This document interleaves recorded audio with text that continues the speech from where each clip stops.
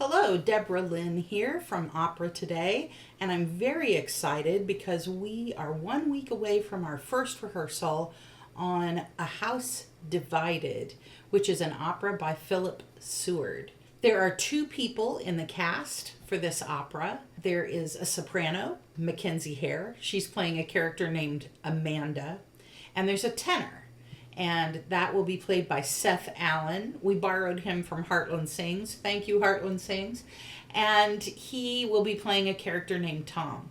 On stage, they are a couple who is trying to hold their marriage together in spite of their political differences. So Seth and Mackenzie have had their music for about 3 weeks. They're learning their notes and their rhythms on their own, kind of figuring out their phrasing and thinking about their characters, getting some ideas in their head about how they want to portray these people. And something I love to do at this juncture is to get them together and get their first impressions. What are they thinking about before we actually start rehearsing? So I asked Seth and Mackenzie to meet me at the Allen County Public Library so that I could ask them some questions. So I did a little bit of a sort of a director on the street interview. And the fun thing about this is that they'd never met each other before. By the time we started that interview, they'd had about 5 minutes to say hello and shake hands and get acquainted a little bit.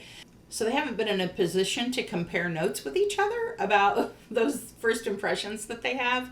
And I really love that, to just see what their kind of raw emotional responses to what's been placed in front of them. Here are Seth and Mackenzie talking about A House Divided and their first impressions. How are you feeling about Philip Seward's music for A House Divided? I know you're just scratching the surface, just starting in, but what's your first impressions? I'm really liking it so far. I think it really balances the crunchy moments as well as what you typically assume with when you hear the word opera, those big blah da da da da moments. I really like the balance that he has with those kind of things. One of my favorite parts in the opera so far is actually in scene 2.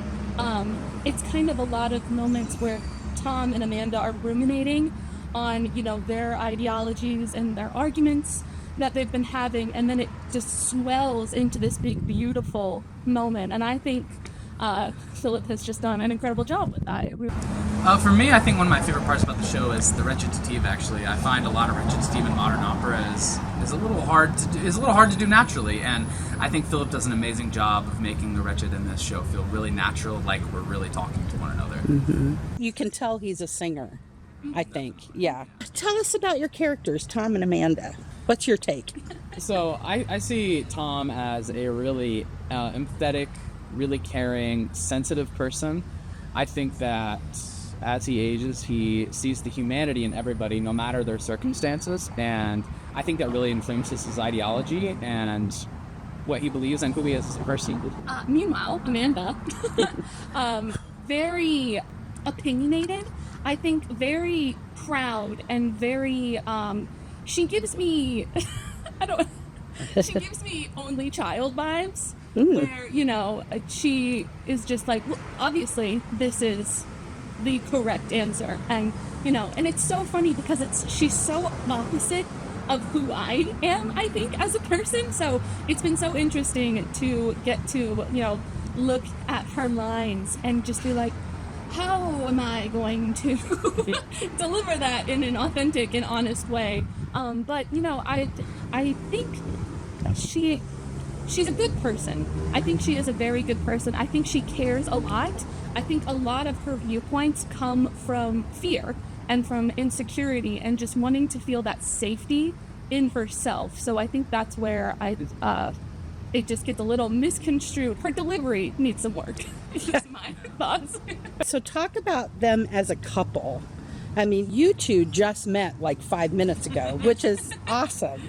I love that we're getting this question right now. But yeah, so you really only know Tom and Amanda as a couple. You don't know yourselves as how is this friendship going to turn out. And I can guarantee you that your vocal blend is going to be smashing. It's just really going to be fabulous. But anyway, talk about what you're imagining about them as a couple. Just not just the opera itself, but maybe some backstory, or we can't talk about where they're going because again, that's a spoiler. But yeah, what do you imagine about them as a couple? My first thoughts when I was looking through the libretto is they kind of strike me as a couple that met when they were young, and I think they have a lot of chemistry. I think they when they met, sparks flew. They were in love with each other. Tom was the love of her life, and I think as they're growing older, not that the passion's dying, because no, but I think it's more of just they're realizing, when you take away the onset of chemistry, what do we have in common? And I think that's the challenge they're facing right now, that they do care for each other. There is love between them, but now they've just moved into this different aspect of their relationship. Mm-hmm. So I see Tom and Amanda as a couple. Like McKenzie said, when they met, they had a lot of chemistry, they had a lot of love for one another. But I think something that was important is that their politics didn't influence their relationship nearly as much as it does in their older age. Mm-hmm. And I think that, as we age, we always change. And I think that they are just going through a period in their life as well where they are growing apart and they're trying to see if they can make it work in this new stage in their life. Do you have a favorite line that your character sings in the opera? Oh yeah, so mine is, "It used to be charming, even funny, our party differences." Party differences. Wow. I think that line sums up a lot of the show's meaning and the relationship between Tom and Amanda. My favorite line is, I thought it was funny. I meant to be funny. I only meant to make a joke because I don't agree with you. Which is something that I have done fairly regularly. Swing and a miss. So I resonate with Amanda. So this is the inaugural production of a new professional opera company, Opera Today in Fort Wayne, that we're hoping will launch into the universe. So talk about how you feel about that, about an opera company in Fort Wayne. I want to take the show. Yeah, I'm so excited. Not mostly because, I'm from the area, and on a personal / selfish note, I'm very home oriented.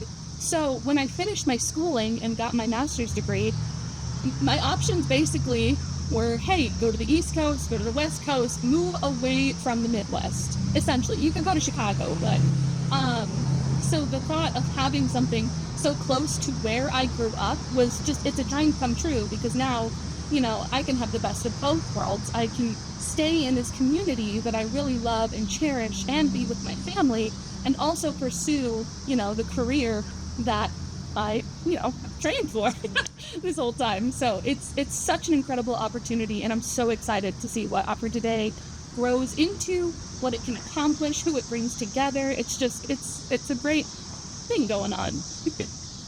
Yeah, I was really excited when I heard about Opera Today through Deb's Facebook, actually.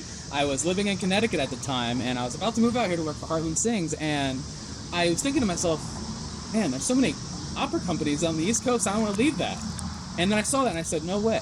I was like, that's awesome. So I was really excited to come back to Fort Wayne to get to work here and get to do what I love in a smaller city where we can really grow the opera community and the arts community. I think that's really important.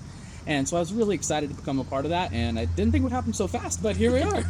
A lot of people believe that opera is an old, dead art form. But how would you answer that? And what's going to keep opera alive in the future? Yeah, I think that opera is certainly not dead. I do see a trend of companies closing and it getting less support from the public, but I think it's really about accessibility and allowing anyone to see themselves in an audience at an opera or on the stage at an opera. Growing up in middle of nowhere, Ohio, really poor, I never envisioned myself as an opera singer, ever. And I had never seen a full opera until I'd gotten to college either. I had never experienced it.